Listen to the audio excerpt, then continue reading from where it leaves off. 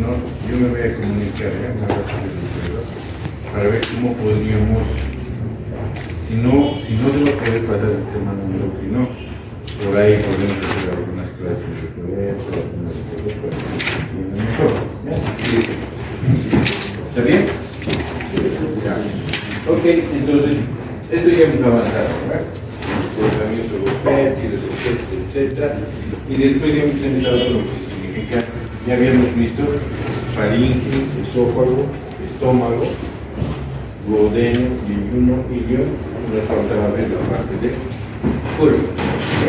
¿Cuál es la idea del colon? La idea del colon es, hemos dicho, ¿no? Todo el alimento llega hasta la última porción del intestino, que es el ilio, donde se va a encontrar con ¿qué? Con una válvula, que normalmente es unidireccional. ¿Qué significa eso? Solamente se agarra el paso de dónde? Del intestino hacia el colon.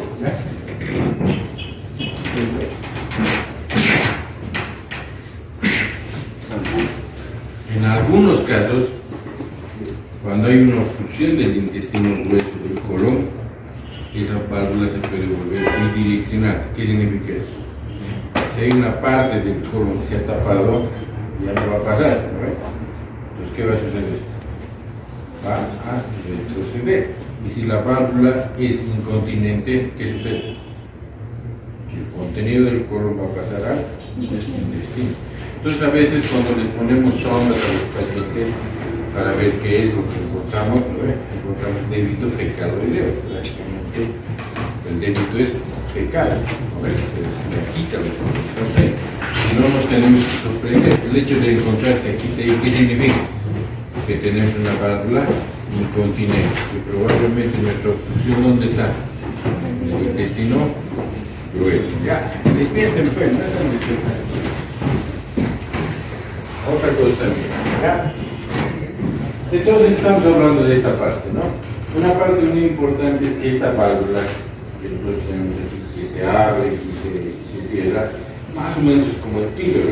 Que en el píloro, justo cuando viene la onda de contracción, ¿qué pasa con el píloro? ¿Se abre o se cierra? Se cierra. Cierra. Es lo mismo en este caso. Para mezclar los alimentos, la válvula se cierra. Y cuando deja de mezclarse ya, se relaja y empieza a pasar un poco. Es así como una especie de bomba. Son bombas muy importantes, ¿ya? Es por eso que cuando nosotros hacemos, cortamos una parte de aquí y unimos otra parte ahí, una de las principales causas para que se abra la sutura es precisamente la válvula, porque va a crear zonas de alta presión. La sutura que remueve siempre va a estar sometida a alta presión. ¿Listo? Ya eso es algo que yo les pongo bien clarito a los estudiantes, porque tienen que ver qué van a hacer con esta válvula. Porque yo generalmente hago poner una sonda y la saco el apéndice y a través de eso paso la sonda. O sea, al estar abierto todo el tiempo ese lugar, entonces la zona de presión se altera. ¿Ya? Ok. Entonces vamos a ver lo que es lo que nosotros le llamamos ya el proceso motor de lo que significa el intestino grueso. Son varias las cosas que nosotros tenemos para ver un intestino grueso. Esta es una de las zonas que tenemos. Es una radiografía con bario. El bario es un contraste. ¿Qué significa el contraste? Que cuando saquen una radiografía, ustedes pueden ver ese contraste blanco. Pues, ¿qué es lo que hacemos al paciente? Le ponemos una sonda rectal y a través de la sonda rectal le ponemos como si fuera una llama del bario. ¿Ya? Y después de ponerlo así, el paciente echado, ¿no ven? Lo vamos a poner de cabeza. Y lo vamos a poner de costado. El otro costado. Y lo vamos a bajar. ¿Cuál es la idea de mover costado? Que se vaya distribuyendo de forma uniforme. ¿Ya? El bario es como si yo les estuviera dando a comer yeso. Entonces, ¿podrían tragar el bario? Sí, pueden tragar, pero no mucho, ¿no? Para esto necesitamos harto bario. Entonces, por eso no lo introducimos por la boca, además de que no lo introducimos por abajo. ¿Ya? Todo este procedimiento que nosotros utilizamos es con el objetivo de ver la forma, ¿ver?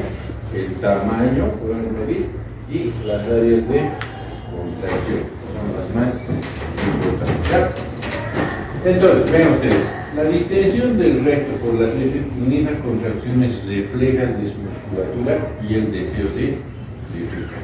A ver, ¿ya? En el ser humano, la inervación simpática del esfínter anal interno involuntario es excitatoria, en tanto que la inervación parasimpática es inhibitoria. ¿Ya? El esfínter se relaja cuando se distingue el recto. La inervación del esfínter anal externo, músculo esquelético, se deriva del nervio pudendo interno. Cuando hay lesión del pudendo interno, ¿qué va a pasar? Incontinencia. Es bien, por eso, digamos, si sabemos que la lesión del pudendo va a producir incontinencia, entonces se va a relajar el músculo. ¿Qué es lo que tenemos que hacer? ¿Mejorar el pudendo? No creo, ¿no? Tenemos que mejorar el músculo, ¿no? Para eso hay técnicas que el deseo urgente de defecar ocurre inicialmente cuando la presión del recto aumenta casi 18 milímetros de mercurio.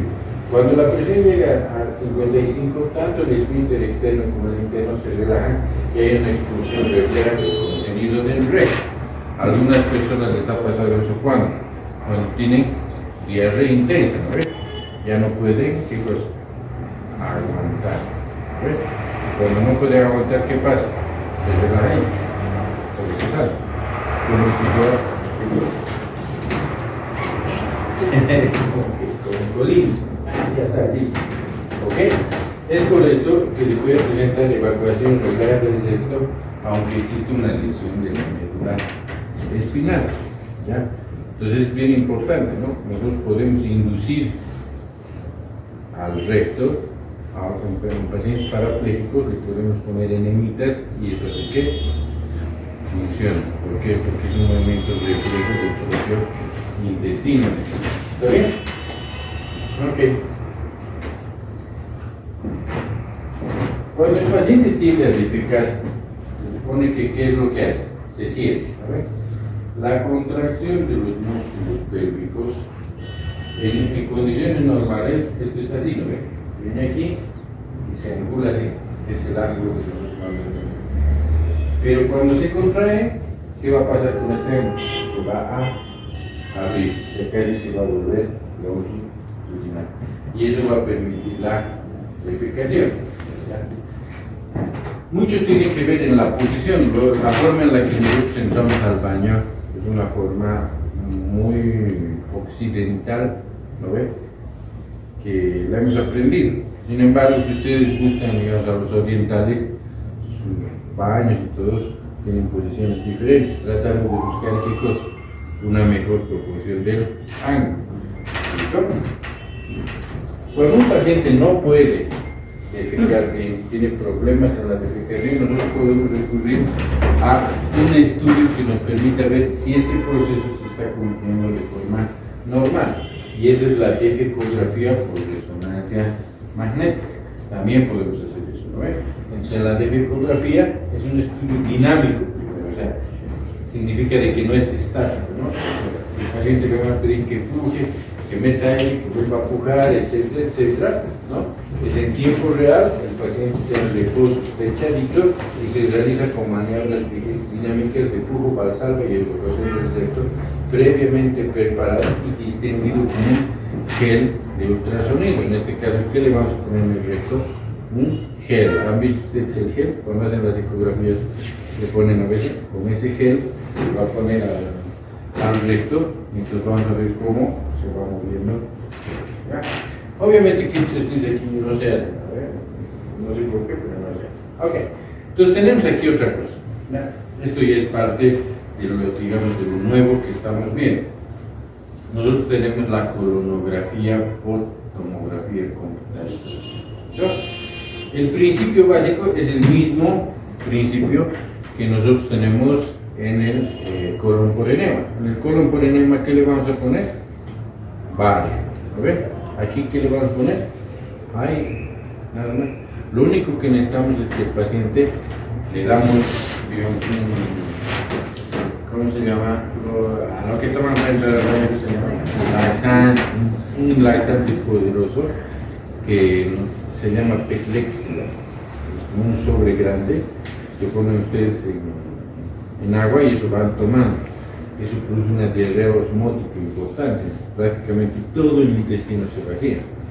Entonces el paciente va, es menos molestoso que el colon por enema, porque imagínense para que el baño se distribuya, ¿cuántas horas tiene que estar ahí? 1 hora y media, ¿no? En este caso no, el paciente llega, no se lo bien aquí, pero van a ver una cosita aquí, y se pone una sonda rectal, ¿ya?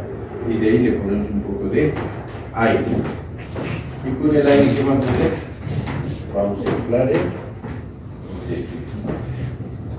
Le vamos a hacer la tomografía, va a pasar el tomógrafo y cuando salga vamos a poder hacer una reconstrucción. ¿Ya? Entonces es una colonografía virtual, es una reconstrucción virtual. Lo importante de estas colonografías es que nos permite ¿qué cosa? Hacer reconstrucciones. Usted sabe que ahora las computadoras son mejores que antes, ¿no? Podemos hacer una muy buena reconstrucción. En esta reconstrucción, por ejemplo, ¿ya? ¿Qué es lo que vamos a ver? Este es el esquema. ¿Lo ven? Ustedes saben lo que es renderizar. ¿Sí? ¿Qué? Especialmente en objetos 3D, ¿no ven? Hacen un círculo que más o menos va a ser un balón y para ponerle la capa encima para que parezca balón se lo renderizan, ¿no? La computadora. Yo me acuerdo de eso hacía cuando estaba en la residencia y tardábamos para renderizar una letra, tardábamos 8 horas. Ahora no, porque el renderizado lo hacen más o menos unos 30 minutos y se renderiza. Entonces esta es la imagen que más o menos capta el tomógrafo y esto ya es la imagen renderizada. ¿Verdad? Entonces, ¿qué es lo que vemos aquí? Nosotros vemos las aguas. Esta línea roja que empieza aquí es el lugar por donde el técnico está empujando progresivamente al tomógrafo. ¿Me entiendes? Está captando, de todas las imágenes va captando, como sacando fotos, ¿no? De tal forma que después puede tener la capacidad de reconstruir. Entonces esa es la línea. Y vamos a ver las austras. Y ven ustedes cuál es la diferencia entre estas austras y estas austras. Sabemos que el movimiento normal del intestino grueso son las austras, ¿no? Que gracias al complejo motor migratorio nosotros vamos a tener diferentes tiempos en el ciego, el transverso, el descendente, el recto. Cada vez esos procesos van siendo más lentos, porque el objetivo del intestino grueso ¿cuál es? Absorber el agua, formar las. ¿Pero qué les llama la atención aquí? Las aguas, ¿cuál es la diferencia entre estas y estas? Las más secretas, ¿no? Las más contraídas. En algunos pacientes esto les va a producir dolor. Así me duele aquí. Aquí me duele. Entonces ustedes dicen como clínicos, chicos, la diferencia. Su riñón, que está normal, ¿no? ¿Qué más le puede doler? Su estómago, pero su estómago está aquí arriba, ¿no? Entonces, a veces nos confundimos, ¿no? Tenemos que tener en cuenta de que todo ese espacio está ocupado, ¿por qué? Por él. Es un paciente que tiene un síndrome del intestino irritable, ¿ya? Es un paciente que se estreñe fácilmente y a veces tiene episodios de diarrea. Es una discusión. Vean ustedes que esto se convierte en un estudio un poquito más allá, ¿no? Porque no solamente es anatómico, sino también es funcional. Con eso podemos ver nosotros cómo está funcionando el intestino. Es menos complicado para el paciente, sí es un poco más costoso, pero es menos complicado. ¿Ya? Lo que no he podido encontrar una foto biencita es, cuando ustedes tienen esto, ¿ya? Tienen al lado la tomografía, y en la tomografía, digamos, en este corte se ve un pólipo. Entonces, ¿qué hacen? Lo mandan para que se vea una colonoscopía. Le dicen, aquí vas a encontrar el pólipo. El endoscopista entra, llega y encuentra el pólipo.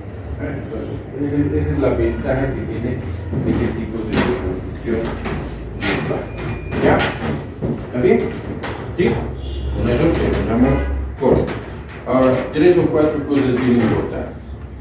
En cuanto al hígado, nos interesa describir la estructura y función, explicar la síntesis y composición de la bilis y describir la composición del tubo pancreático, que son las glándulas anexas. O sea, en cada, por ejemplo, ustedes en gastro van a volver a llevar esto, ¿no? En fisiopato van a volver a llevar esto. O sea, lo importante aquí es tener en cuenta cuál es la estructura, ¿no? Y cómo está formado en los conductos hepáticos básicamente, y cuál es la estructura que nos han enseñado, tanto del hepatocito, ¿sabes?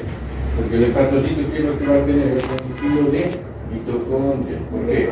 Porque es activa, metabólicamente muy activa, tiene una alta función. No nos vamos a olvidar nunca de que vamos a encontrar siempre el trigo, ¿no? ¿Cuál es el trigo? La vena porta, la rama arterial y el conducto biliar, ¿no? Siempre están juntos. Eso es muy importante, especialmente en la parte quirúrgica. Hay una vena central, que es la tributaria, digamos, de la vena porta, y entre ellas vamos a encontrar todas estas células que van a ir produciendo progresivamente el contenido del hígado que lo van a mandar a los canales. ¿Cuáles son las funciones que tiene el hígado? Metabolismo y nutrición, glucosa, aminoácidos, lípidos, ácidos grasos, colesterol, lipoproteínas, vitaminas solubles y liposolubles. Todo eso, es parte de la función del hígado. Inactivas sustancias, tóxicas, esteroides, otras hormonas. ¿Qué sustancia tóxica e inactiva de ustedes? Fármacos. ¿No? Especialmente en estos días. Alcohol. ¿Y qué hace con el alcohol? Lo va a degradar en una parte, no se olviden que una parte de lo que degrada el alcohol va a quedar como grasita. Esto es bien importante, ¿no? Bueno, después de eso ven ustedes ya en otras materias, ¿no?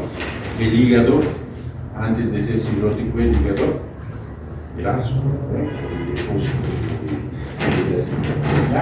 ¿Y qué es lo que hace? Para que se pueda degradar el alcohol, nosotros necesitamos una serie de enzimas, que se llaman los acetiladores, ¿no? Hay pacientes que son acetiladores rápidos. ¿Qué significa eso? Grupo acetil. Que van a degradar rápidamente el alcohol, ¿no ves? Se lo van a limpiar rápido. Ya son los acetiladores lentos. Eso normalmente les ponemos un nombre. ¿Qué nombre es? Un acetilador lento, ¿qué es? El que no sabe farrear, ¿cómo se dice? El que no puede acetilar rápido, 2 tragos y sigue, ¿ves? Eso hay que ver. Ok. Si bien es capaz de, ¿cómo se llama? El hígado es capaz de metabolizar el etanol. ¿Qué es lo que no puede metabolizar? El metanol. Y ese sí es un alcohol tóxico. Ejemplo de metanol, ¿cuál es? ¿Conocen o no conocen el metanol? No. Deben conocer, es el alcohol de quemar, ¿no? Eso. ¿Qué pasaría si ustedes ingieren metanol? ¿Se podrá metabolizar? No. ¿Y dónde va a circular el alcohol y qué lo va a hacer puré? El cerebro. Entonces, siempre hay que ver, ¿no? Llegan pacientes que dicen, si no va a tomar un poquito, no va a tomar nada, ¿no? Y están en estado de coma. ¿Por qué? Por intoxicación por metanol, ¿no? Okay. Después, ¿qué más hace? Actúa en la síntesis de proteínas de fase aguda. ¿Ya? Esto es muy importante, ¿por qué? Porque cuando una persona se enferma, ¿qué es lo que se van a producir? Proteínas de fase aguda, aquellas proteínas que van a, digamos, favorecer que los procesos inmunes se hagan de forma rápida. Y una de ellas es la proteína C reactiva, que se va a producir a nivel del hígado. ¿Qué pasa si el hígado deja de funcionar? ¿Se van a producir esas proteínas de fase aguda? No. El paciente progresivamente entra en sepsis y a medida que entra en más sepsis, lo va a, digamos, le va a hacer que el hígado funcione mucho más. Y a medida que funciona mucho más, ¿qué va a pasar? Se va a ir cansando. ¿Ves? Es una de las últimas cosas que va a ir pasando en los pacientes que están con sepsis, ya son las fallas hepáticas agudas, ¿no? Lo que no queremos es llegar a una falla hepática aguda, porque si llegamos a una falla hepática aguda, vamos a fregar, seriamente ese paciente ya no sale. El paciente, ¿qué es lo que va a dar? Vitaminas liposolubles, hidrosolubles o a factores de la coagulación, a ver, es que es muy importante. Entonces, los pacientes que empiezan a hacer con las fallas agudas, empiezan a sangrar, ¿no? Todo lo empieza a sangrar, que es un signo de, si no es de coagulación, tenemos que ver que no sea hepático, ¿ya? Y obviamente en la inmunidad, las células de fuerza. Una cosa muy importante es lo que va a producir el hígado. El hígado va a producir la bilis. Aquí hay más o menos un cuadro que les sirve a ustedes para saber cómo es la bilis dentro del conducto hepático y cómo es la bilis en la vesícula biliar. Ven ustedes que la composición es muy diferente, ¿ya? En este esquemita lo que nosotros estamos tratando de ver es cómo el hígado está procesando la bilirrubina, la bilirrubina conjugada. Sabemos nosotros que la bilirrubina, ¿de dónde viene?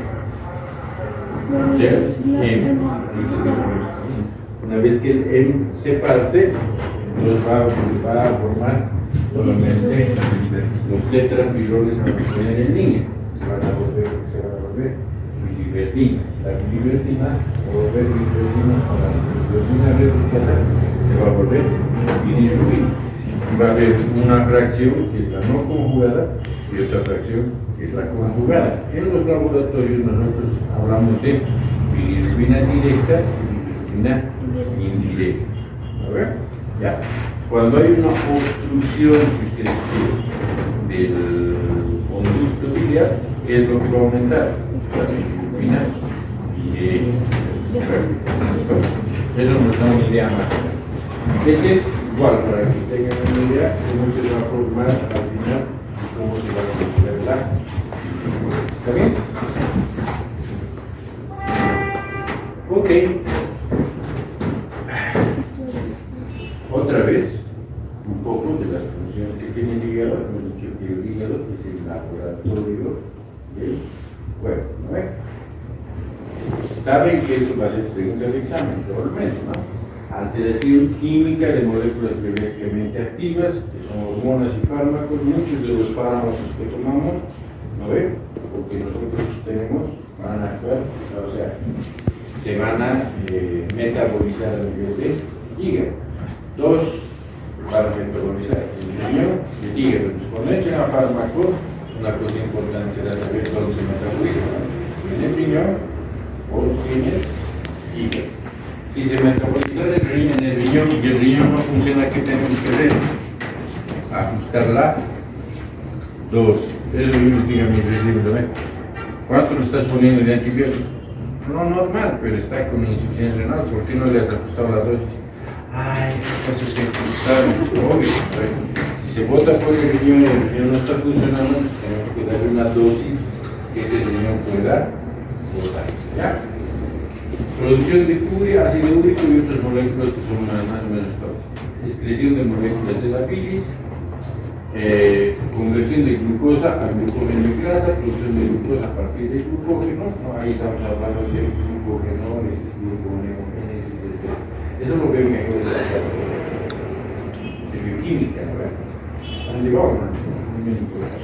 Metabolismo de los líquidos, síntesis de triglicéridos, colesterol, excreción de colesterol en la bilis, producción de cuerpos cetónicos, síntesis de proteínas, albúmina, proteínas transportadoras, factores de coagulación, entre los que está el fibrinógeno, protubina y otros.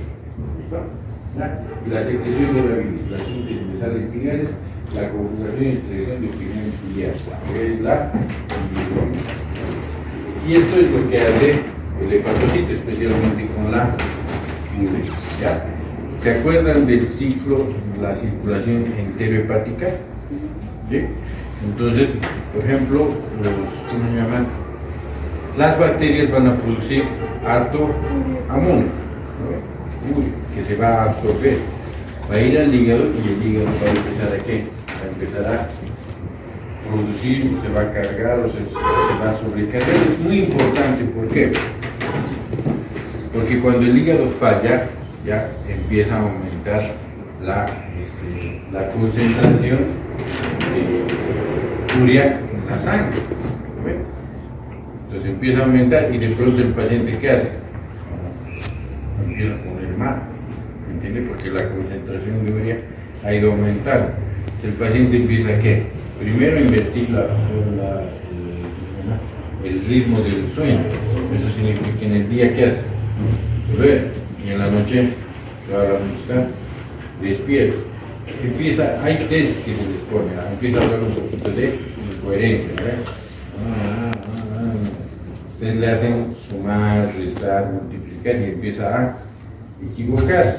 Y así progresivamente hay un efecto deleterio sobre ¿qué? Sobre el cerebro, por el aumento de amonio, urea y todos esos productos en la sangre, hasta que el paciente entra en estado de coma. A eso nosotros le llamamos encefalopatía hepática. ¿Qué significa eso? Que la alteración en el encéfalo está producida por una alteración primaria en el hígado. ¿Quiénes son los pacientes que hacen encefalopatía hepática? Generalmente los cirróticos. A ver, ¿quiénes son los cirróticos? Hasta hace, yo que sé, unos 10 años, si eras cirrótico, casi seguro que eras alcohólico, ¿no? Porque esa era la primera causa, ¿ya? Hoy en día hay muchos pacientes que llegan cirróticos sin haber tomado así de alcohol, ¿ya? Y una de las causas son los famosos non-alcoholic disease, hepatic disease, algo así, ¿no? Ya son enfermedades hepáticas no alcohólicas por deposición por hígado graso, ¿no? Entonces la cuestión, nosotros nos preguntamos, ¿de dónde sale el hígado graso? De pronto él va a donde el médico le hace una ecografía y el diagnóstico es hígado graso. ¿Por qué puede ser? Si se supone que el hígado tiene la capacidad de ¿qué? De metabolizar los lípidos, etcétera, etcétera. Entonces, ¿qué le estamos dando de sobrecarga? Grasas y ¿qué más? Azúcar. Eso es mortal. Porque el azúcar le estamos dando tan, pero tan, ¿cómo les puedo decir? Tan degradador que se absorbe muy rápido y inmediatamente lo convierte en grasita, ¿no? Y les he puesto un ejemplo, cómo es que rápido se absorbe el azúcar y se deposita como grasa. Porque en vez de comernos un buen kiwi, todito le meten en la licuadora. ¿No?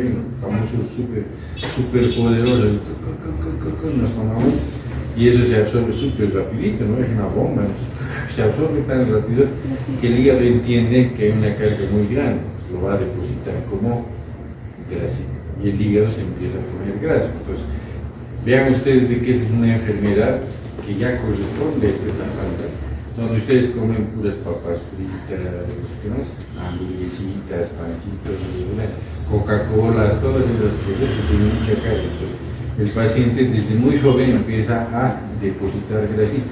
¿Cómo quemarían ustedes esa grasa? Primero ya tienen que consumir azúcar, después tienen que bajar de peso. ¿Por qué? Porque a medida que ustedes hacen ejercicio, el cuerpo va a buscar más energía, y si no están consumiendo azúcar, ¿de dónde va a sacar? En la grasita, ¿no? Por eso cuando hacen ejercicios, sus rollitos, todo baja bien, para que pueda bajar, ¿ya? Entonces, cuando un paciente hace una cirrosis hepática, ¿qué significa eso? Significa que el tejido en los lobulillos se lastima, hay un proceso inflamatorio y después ¿qué va a pasar? Un proceso cicatrizal. Entonces, el tejido hepático progresivamente va siendo reemplazado ¿por qué? Por cicatrices. Y esas cicatrices cuentan como áreas no funcionales. Hasta que llega un momento en el que una buena porción del hígado deja de funcionar, el paciente empieza a entrar ya en una falla hepática crónica. ¿No? Y una de las partes de la falla hepática crónica es eso. Pues eso les digo por qué. Porque ya les digo antes, ¿no? Entraba así medio amarillito, así, y decían, esta encefalopatía hepática es un borracho. ¿No? Ahora ustedes ven señoras, todo que entra, a veces amarillas, a veces no amarillas, y dicen, entonces uno de sus diagnósticos diferenciales siempre tiene que ser enfermedad hepática. ¿Ya? Entonces, aquí más o menos tenemos un esquema. Ahora, estos pacientes, por ejemplo, los pacientes que hacen cirrosis hepática, progresivamente va a ser más difícil que entre la sangre, ¿no? Pero la sangre se está cicatrizando, ya la cantidad de sangre que entra cada vez va a ser menos y la presión dentro de la aorta va a ir aumentando. Entonces, ¿qué pasa si aumenta la presión aquí en mi ilíaca, en mi femoral? ¿Qué va a pasar? Venosa estoy diciendo, ¿no? ¿Qué va a suceder? Todo de aquí hacia abajo se va a hinchar. ¿Qué voy a tener? Varices, ¿listo? Es lo mismo, si la aorta y todo el sistema empieza a conglomerarse, ¿qué va a aparecer?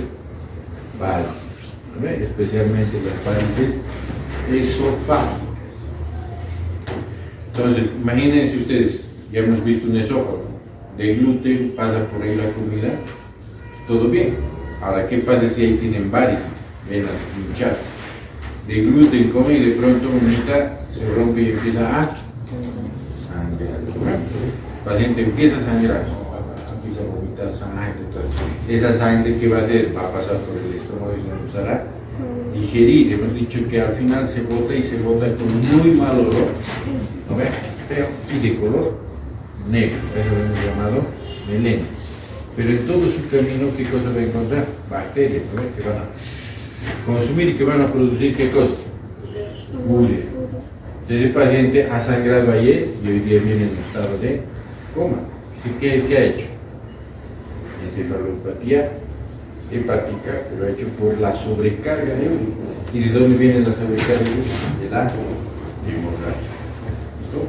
Entonces, como ustedes ven, ¿no?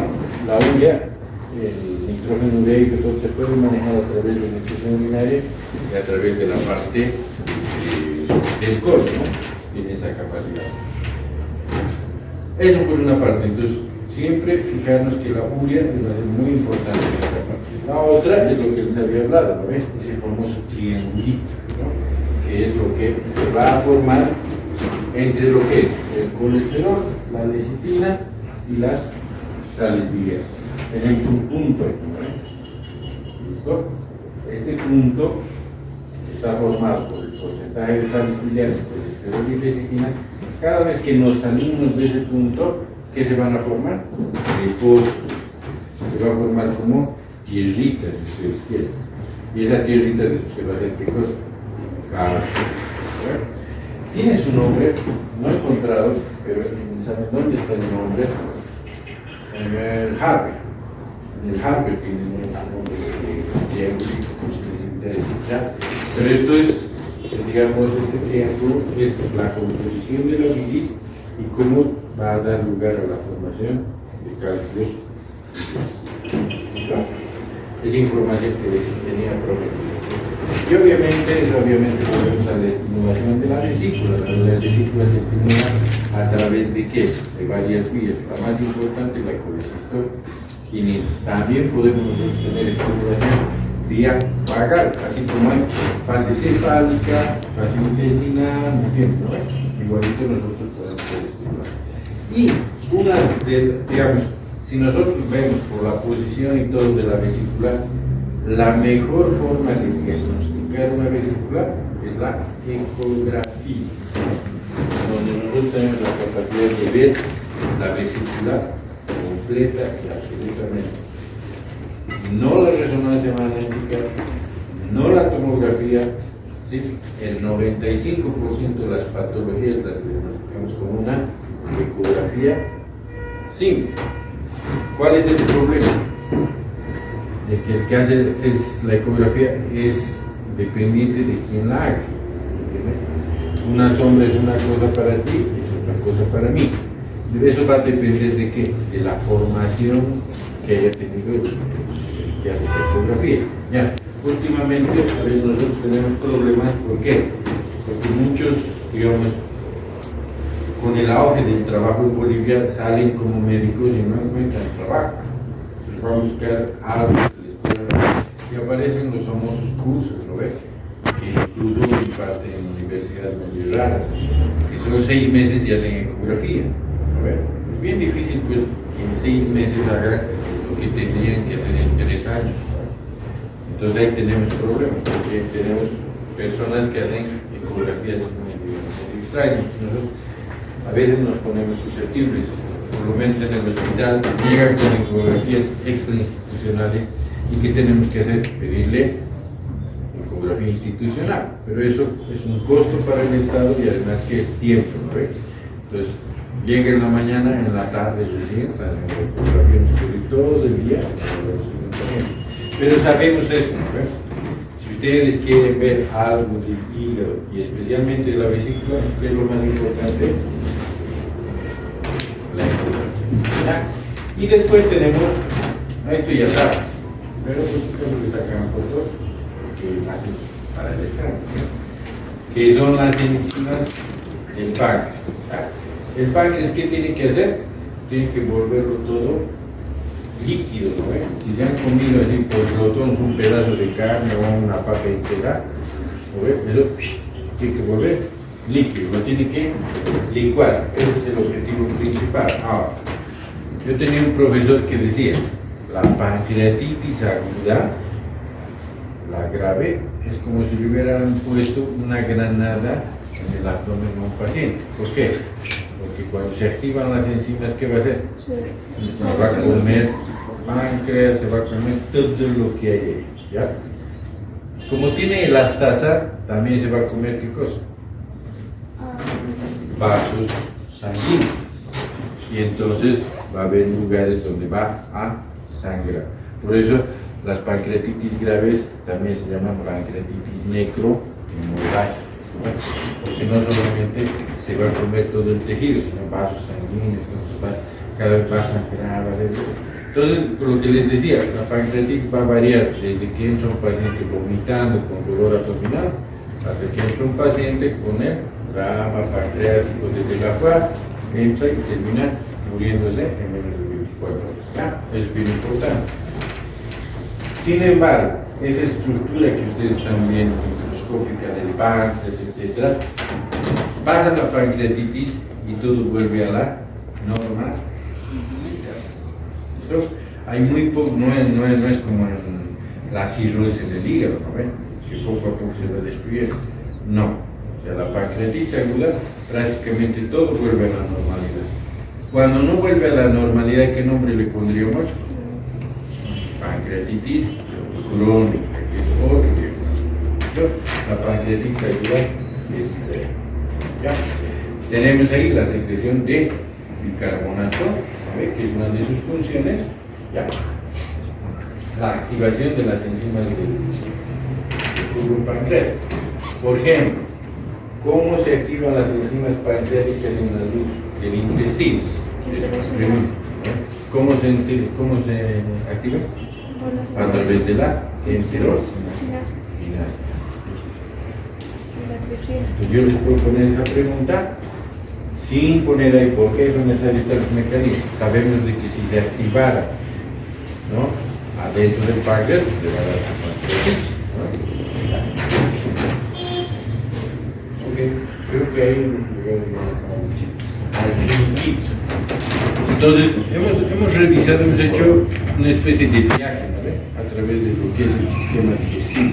Hemos ido a la comida, hemos aprendido qué es lo que hace, qué es lo que no hace.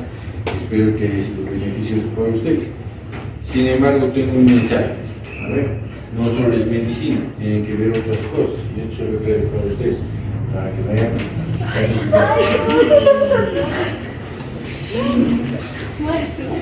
ya, entonces en el transcurso de la semana voy a revisar si es que vamos a hacer clases.